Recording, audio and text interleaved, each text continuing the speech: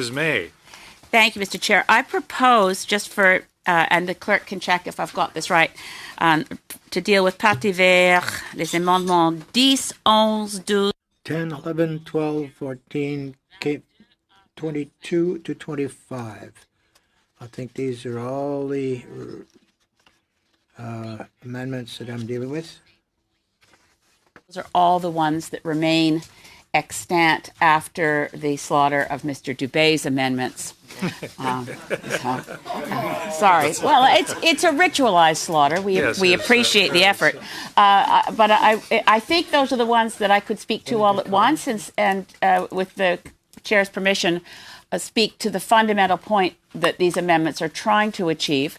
And I hope that because of the unusual nature of this process before second reading, that some of my words might reach ministers' offices as well, that members of the committee might consider whether it isn't wise to actually have a fundamental rethink at the structure of our security intelligence legislation. This is an important moment. As we all know, this is the most fundamental review we've had in years. It's really good legislation insofar as it sets up the National Security Intelligence and Review Agency. Having NSIRA is a big change. But in my view, Mr. Chair, it doesn't take away from the fundamental mistake that was made in C-51. So forgive me, having been through the hearings at C-51, there were witnesses that this committee didn't hear about the risks of having CSIS have kinetic powers at all. And that's just what I want to speak to, and I will be brief. This legislation reduces the wrongs that could be done by CSIS agents having these new powers to disrupt plots. But it doesn't deal with something quite fundamental that we grappled with in committee at C-51, certainly raised by witnesses and experts like Craig Forsyth, like John Major, former Supreme Court Justice. And in the Senate, actually one of the most important witnesses on C-51 was heard in the Senate side. His name's Joe Fogarty. He was the UK security liaison with Canada. He was an M5 agent from the UK. And what he pointed to was the big risk of the RCMP and CSIS not talking to each other. And that when you then give CSIS powers to actually disrupt plots, you have an accident waiting to happen, basically. He referred, in his evidence, he referred the committee only to those things that are publicly known, but he assured the committee that from his work as a UK security liaison in the Five Eyes system with Canada, that there were more examples of which he could not speak.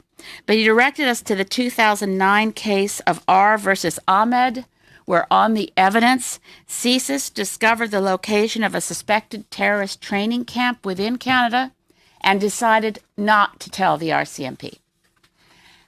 There's another example which was in the Canadian press, to which Joe Fogarty also referred, that the case of Jeffrey DeLille, we all know of the Navy officer who sold secrets. Apparently CSIS knew of the spying operations of DeLille for a very long time, decided not to tell the RCMP. DeLille was arrested when the RCMP was tipped off by the FBI.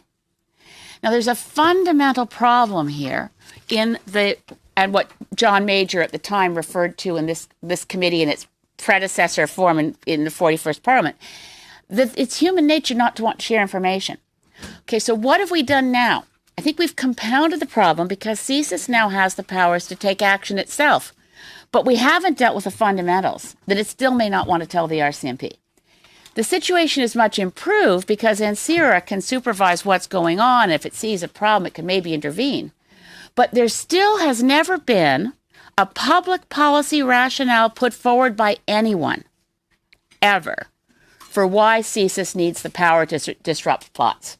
CSIS was created, as Mr. Dubé referred to moments ago, CSIS was created in order to create a security and intelligence gathering to give that information to the RCMP. That's the purpose. It was to separate out so you wouldn't have the RCMP burning down barns, so on.